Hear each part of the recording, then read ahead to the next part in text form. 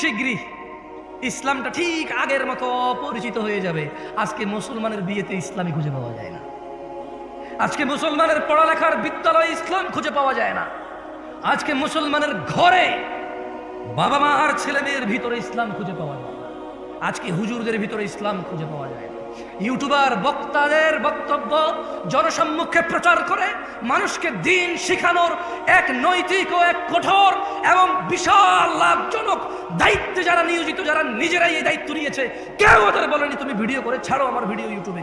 নিজে নিজে দায়িত্ব নিয়েছে দিন প্রচারের, অথচ প্রচার করে শুধু যতটুকু ভেজাল, যতটুকু ভুল, যতটুকু বেশি মানুষ দেখবে যতটুকু ইসলাম অতটুকু নয়। বক্তা এমন বক্তব্য দেয় যে বক্তব্যের শ্রোতা ঠিক বলবে, ও জিজ্ঞেস করবে ঠিক কিনা, ব্যাস। বক্তা যখন তার দান লাগবে একরকম বক্তব্য দেয়, যখন লোকজনকে কান্না করাবে তখন একরকম বক্তব্য দেয়। এগুলো তার মুখস্থ, তার মনের ভিতরে অনুভূতি কিচ্ছু নাই।